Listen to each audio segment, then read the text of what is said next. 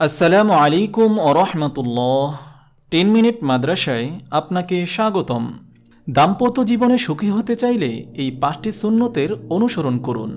বিবাহের মাধ্যমে যে দাম্পত্য সম্পর্কের সূচনা হয় তা অটুট থাকা এবং আজীবন স্থায়িত্ব লাভ করা ইসলামের কাম্য। সুখী দাম্পত্য জীবন একটি নিয়ামত। আমরা আমাদের দৈনন্দিন জীবনের কাজ নিয়ে এতটাই ব্যস্ত হয়ে পড়ি যে স্বামী স্ত্রী একে অপরকে সময় দিতে পারি না। সৌভাগ্যক্রমে আল্লাহ তাআলা রাসূলুল্লাহ সাল্লাল্লাহু আলাইহি ওয়াসাল্লামের মধ্যে একটি নিখুঁত প্রতিকৃতি মানবজাতিকে উপহার দিয়েছেন।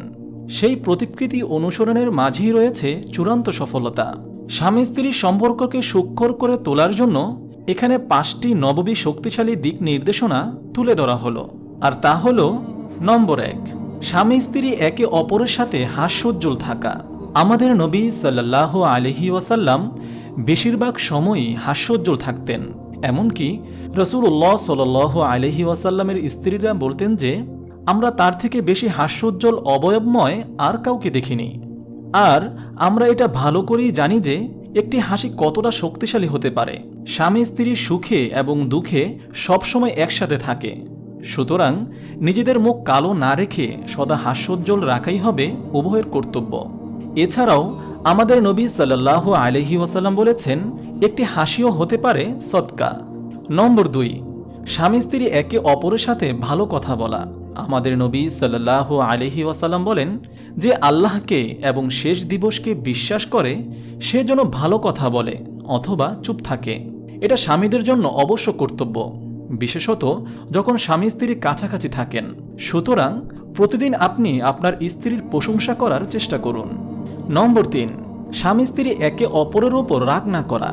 যখন হযরত আলী রাদিয়াল্লাহু তাআলা আনহু হযরত ফাতেমা রাদিয়াল্লাহু তাআলা আনহাকে বিবাহ করেছেন, তখন রাসূলুল্লাহ সাল্লাল্লাহু আলাইহি ওয়াসাল্লাম হযরত আলী রাদিয়াল্লাহু তাআলা আনহুকে একটি গুরুত্বপূর্ণ উপদেশ দিয়েছেন। উপদেশটা এতটাই গুরুত্বপূর্ণ ছিল যে আমাদের নবী সাল্লাল্লাহু আলাইহি ওয়াসাল্লাম সেটাকে 3 বার বলেছেন।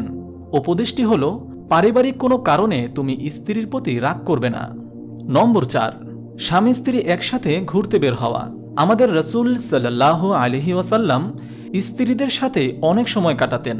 তিনি এক ছাদের নিচে আলাদা আলাদা থাকতেন না। নবী সাল্লাল্লাহু আলাইহি ওয়াসাল্লাম স্ত্রীকে সাথে নিয়ে হাঁটতে বের হতেন, ঘুরতে যেতেন, এমনকি বিভিন্ন কাজে তার পরামর্শ নিতেন। নম্বর 5, স্ত্রীকে বলুন, আমি তোমাকে ভালোবাসি। আল্লাহর নবী সাল্লাল্লাহু আলাইহি ওয়াসাল্লাম কখনো এটা বলতে লজ্জাবোধ করেননি।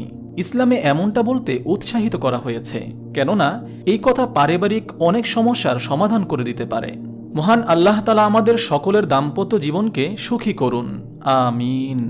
আপনি যদি এরকম ভিডিও আরও পেতে চান তাহলে এই চ্যানেলটি সাবস্ক্রাইব করে পাশে রাখা বেল আইকনটি অন করে দিন।